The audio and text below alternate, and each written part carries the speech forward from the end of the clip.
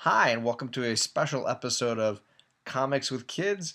I am doing a submission video for Reggie Collects. Uh, Reggie's an amazing guy. I love his feed, and his videos are really, really intelligent, really, really fun and creative. Um, and I was commenting to him that I don't do a lot of subscriber contests unless I feel like there's a real good conversation that comes out of it, and his topic is excellent. So please check out his channel and then contribute to his discussion, which is the question, why do you collect? And there's so many great reasons why. I mean, we are in a nostalgia uh, activity. This hobby is nostalgia based, and looking at something like Secret Wars has nostalgia for me. But beyond that, there's an element of what I feel like the reason why I collect is because the things that I collect have a conversation to them. And I kept going back to this word conversation. If I had to sum up why I collect in an object, Reggie, it would be these. These are from a game, Marvel Superheroes, a card game that's basically Old Maid, if you've ever played Old Maid. And I'm not going to go through the idea of the game, but my grandmother had these. And my brothers and I played this exact game so many times, it's insane. I know the look of these cards by heart, the deep V of Falcon's costume, the classic Vision pose. These are objects that have a meaning to me because of the endless conversations and games that my brothers and I had. The crazy long-haired Hulk, the classic styled Mr. Fantastic, the Thor, the classic Kirby style looking Thor, and then the old maid in the game, of course, is Doctor Doom. You don't want to get stuck with Doctor Doom. But these cards, I went out and bought a version of the original game just to have it because of the conversations that I had with my brothers. And when I look back and I buy a book and it, some of them I've had since I was a kid. This is the number 8 Secret Wars 8 that I had when I was young. And when I look at these particular covers, I love the he's not happy. Hulk's not happy, buried under a mountain. These things generate a conversation or a memory of a conversation within me, and that's why I collect. It's beyond nostalgia. There's a human interaction that I'm capturing in that when I collect something like that. It's the same when I look at great Jim Lee artwork from the X-Men era. I see this and I can remember conversations. It's laying on the floor of my bedroom when I was a kid. I had this on a T-shirt when I was a kid. I loved this cover so much. It's unbelievable, and the artwork of Jim Lee is closely connected to that part of my life as well. When I was younger and when I was collecting these things and seeing them for the very first time.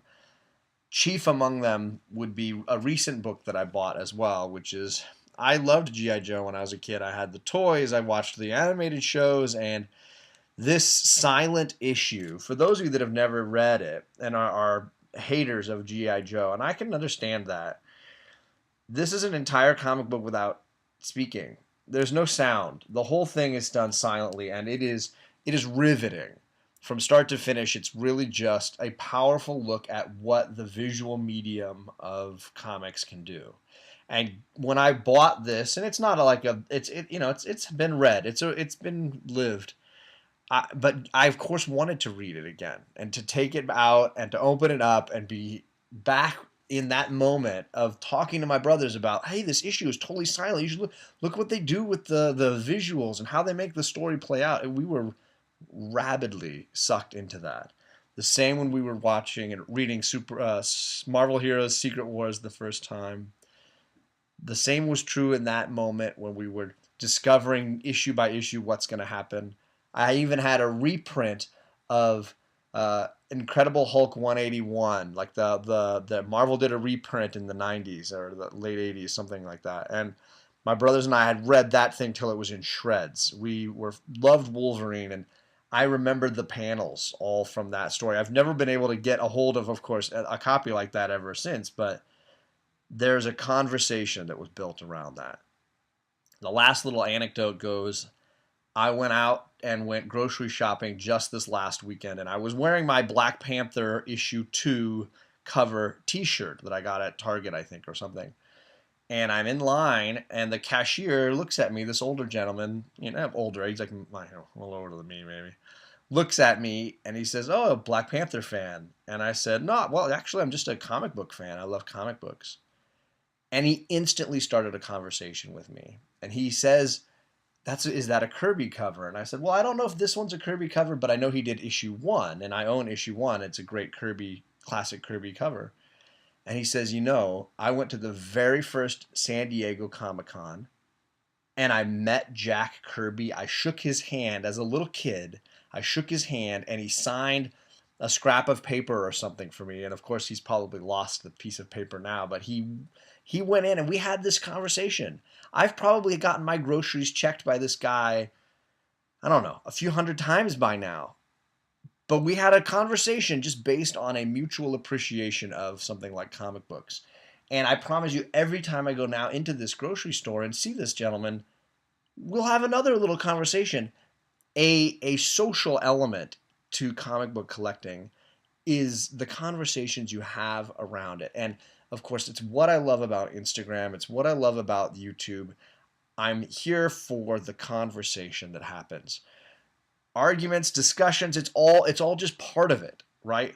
The joy and passion people have for collecting is the juice, right? It's the reality of why we come to this medium, why we are doing this hobby. Nostalgia, of course, is a huge portion of that, but for me, it's not just looking back at a little piece of history, it's looking at my personal conversations and relationships with friends and family.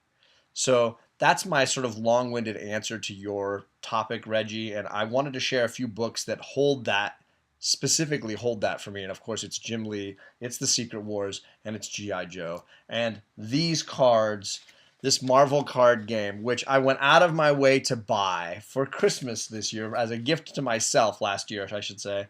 And I brought it to our family Christmas, and I played with my brothers, and it was like we were 10 years old again. It was hysterical. And that's the reason why I collect. So I'm excited to see other people and the reasons why they collect. Thank you for an awesome topic, Reggie. I really cannot thank you enough. Just thinking about it for a few days and how I would respond and what it means to me. And now I'm just looking forward to everybody else's. So have a nice night, everybody. And I'd love to hear, why do you collect? Please leave me a like, comment, or subscribe, or all three if you can. And I hope to catch you guys again soon.